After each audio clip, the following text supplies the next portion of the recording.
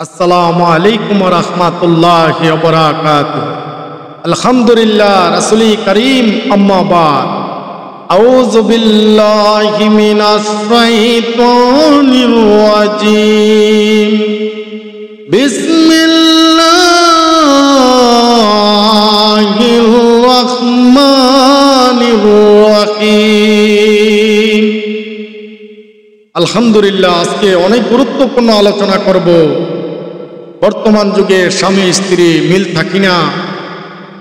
মহান আল্লাহ রাব্বুল আলামিন স্বামী আর স্ত্রী যদি মিল মহব্বত থাকেন, তারা যদি একজনের দিকে আরেকজন তাকিয়ে থাকে, তারা যদি একজনের সাথে একজনে খেয়াল সিদ্ধি করে, আল্লাহ পাক হাসে, আল্লাহ পাক খুশি হন।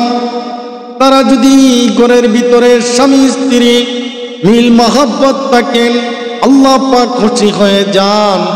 আর এই স্বামী স্ত্রী যদি তারা মিল মহব্বত না থাকে, তারা যদি মিল মহব্বত না থাকে, আল্লাহ খুশি হন না, এই ঘরে রহমত নাজিল হন না, এই ঘরটাকে রহমতে ভরপুর করে দেন না।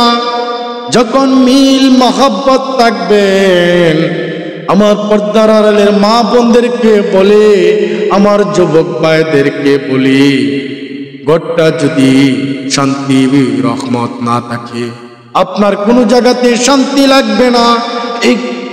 এই ঘরে যদি শান্তি থাকে, ঘরে যদি আল্লাহ পাকের রহমত থাকে, আর থাকবে তো ইনশাআল্লাহ স্বামী স্ত্রী সবাই মিলেমিশে চলবেন। আল্লাহ পাক রব্বুল আলামিন খুশি হয়ে এই ঘরে রহমত নাজিল করবেন, এই ঘরটাকে রহমতে ভরপুর করে দিবেন। আল্লাহ পাক রব্বুল আলামিন স্বামী স্ত্রী যখন তারা খুশি থাকে, তারা যখন মিল মহব্বত থাকে, তারা একজনের সাথে একজনের যখন অনেক সময় ঘুম থেকে উঠতে দেরি হলে একজনের একজন ইয়া করে সিদ্ধি করে বা একটু পানি ছিটা দেয়, এরকম করলে আল্লাহ পাক খুশি হন, হাসেন।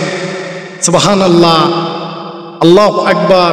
আমরা যেন স্বামী স্ত্রী সকলেই মিলে মিশে চলতে পারি, ঘরটা আল্লাহ পাকের রহমতে ভরপুর করে দিবেন ইনশাআল্লাহ।